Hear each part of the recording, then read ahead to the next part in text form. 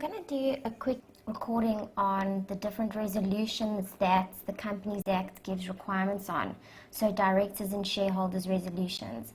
I find that a lot of you struggle with understanding when it's a directors, when it's a shareholders, what and how they go about making those decisions. So I just actually want to summarize it here, clear it up, and then you guys will be a lot more comfortable when it comes to a requirement that has a director or shareholder resolution that needs to be passed. All right, so how did each of these resolutions get passed? First and foremost, there has to be notice for any director's resolution or for any shareholder's resolution. So all the directors need to be aware that a resolution needs to be passed, and all the shareholders need to be aware of it. And that's what notice is doing. It's letting everyone have an opportunity to be present at the meeting because they know that this decision is wanting to be made. Okay, for directors, all the Companies Act says is that each company will set out in their Memorandum of Incorporation, that's what the MOI is, what the notice period is. So they haven't defined it. As opposed to shareholders, they've said, if you are a private company, you have to give 10 days notice when a resolution needs to be discussed and passed. If you are a public company, guys, LTD means public only, not listed, that you then have to give 15 days.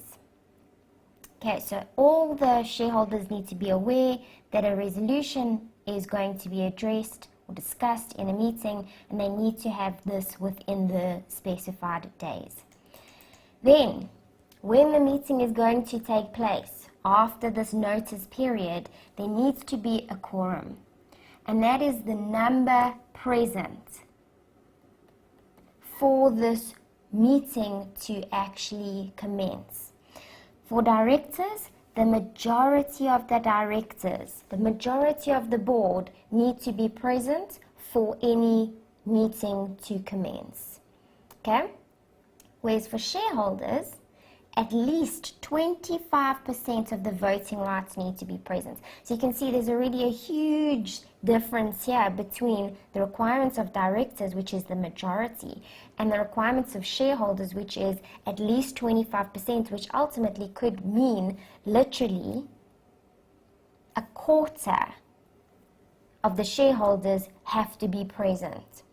But because that 25% is so minimal, and potentially one shareholder has 25%, and therefore they can go ahead and commence a meeting, the Companies Act has put an additional requirement in, and they've said if there are more than 2 shareholders, then at least 3 people have to be present in addition to this 25% shareholding. So if one shareholder does have 25%, they cannot commence a meeting unless there are 2 more people present because of this additional person's quorum.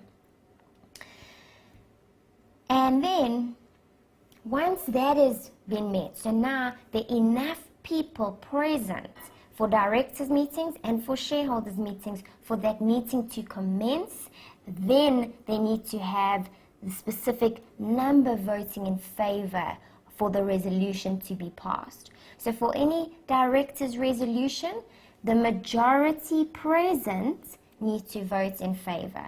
So the majority of directors were at the meeting, that's why there was a quorum.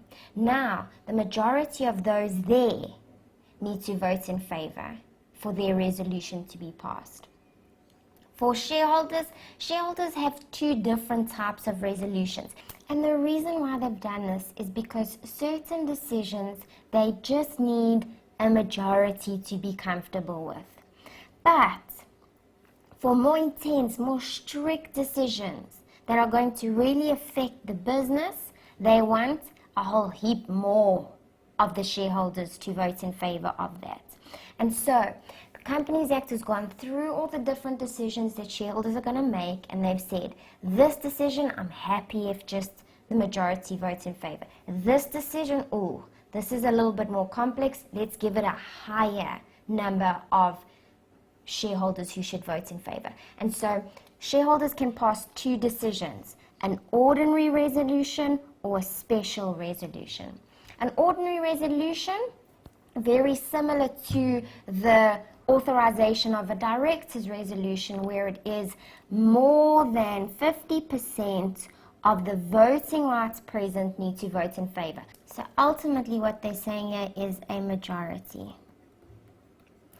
So very similar to your directors here, which requires a majority present need to vote in favor. For an ordinary resolution, the majority, more than 50% of the voting rights present need to vote in favor. And again, just like with your directors, it's the majority present, so the majority of the directors that are there at the meeting, which is obviously in line or meets the quorum requirements. Here, it's the majority, more than 50% of the voting rights present. So whatever number they had here that met those two requirements for the quorum, whatever they've got at the meeting, more than 50% of those need to vote in favor for an ordinary resolution.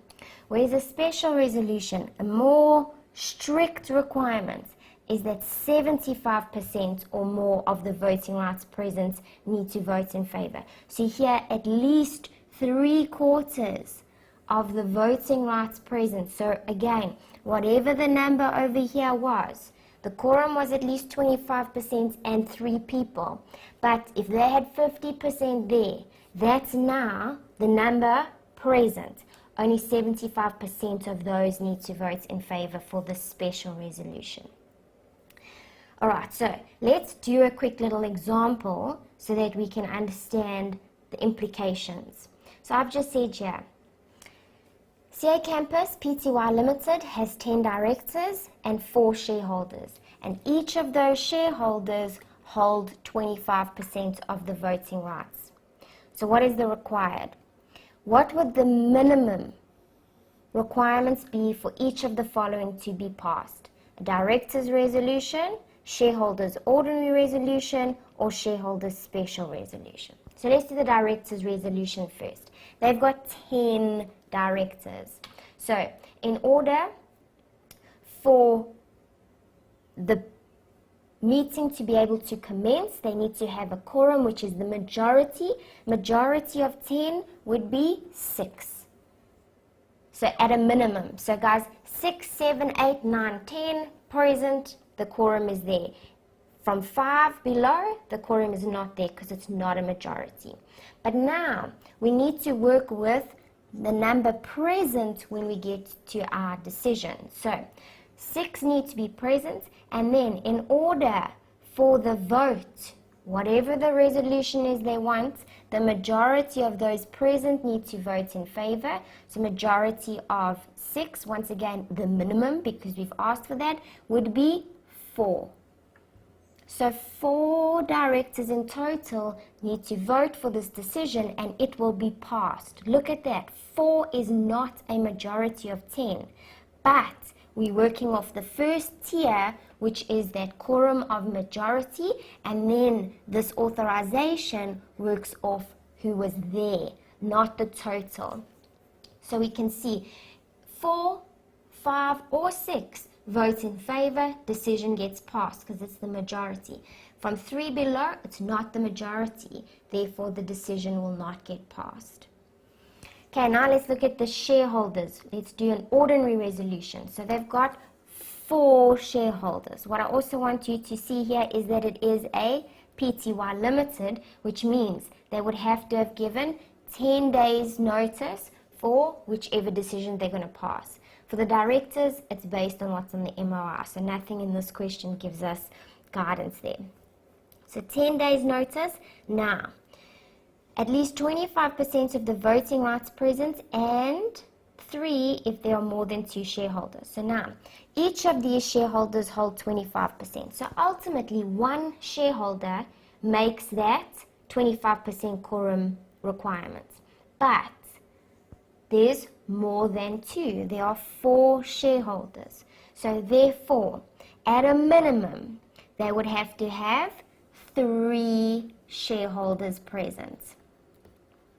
Why? Because one is going to give you that 25%, but because they have more than 2, they at least have to have 3. So I can see that if I have any 3 of them there, I will meet both those requirements because each of them have 25%.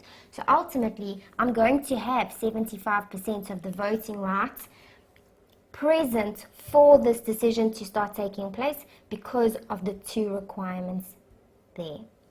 Now I've got 3 shareholders with 75%. In order for the ordinary resolution to be passed, more than 50% of the voting rights present would have to vote in favor. So more than 50% of those 75% voting rights need to vote in favor.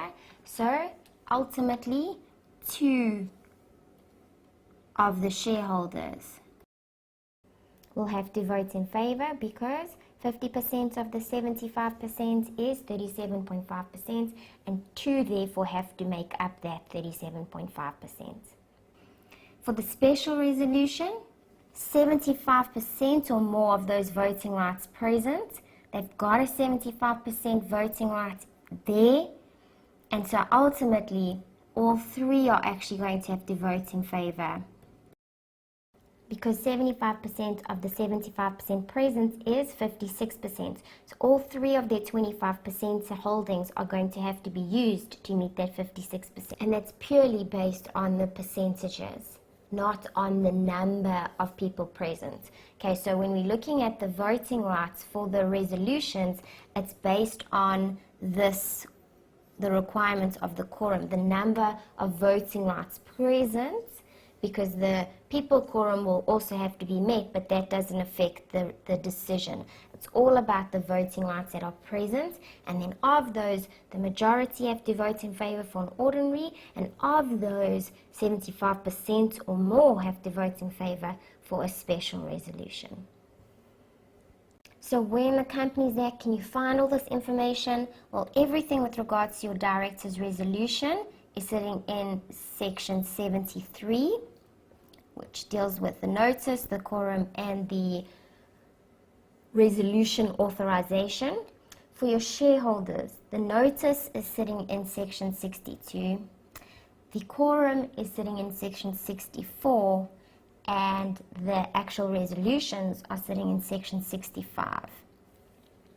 Okay, what you need to be 100% comfortable with is that for any decision the directors need to pass in the Companies Act, so issuing of shares,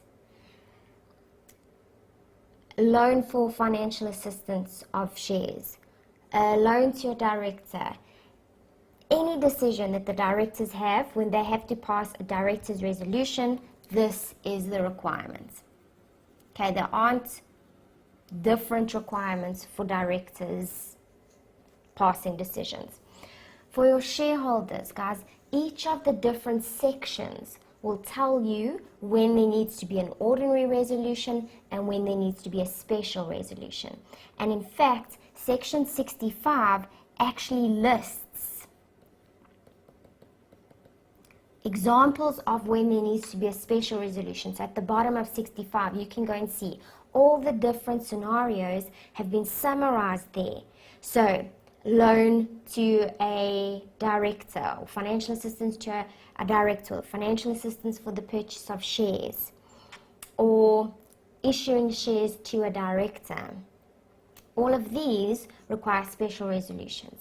And then for your ordinary resolutions, it's every other decision that a shareholder has to make that doesn't require a special resolution. So ratifying a director's decision where a director was involved in a decision that he had a personal interest in, ordinary resolution. The removal of a director, ordinary resolution. Alright, but once again, if you're working through specific sections, they will say special resolution needs to be passed here and ordinary resolution needs to be passed here when they're dealing with the shareholders. When they're dealing with directors, there is no distinction because for any resolution directors need to make, this is the requirement. Majority present, majority vote in favor.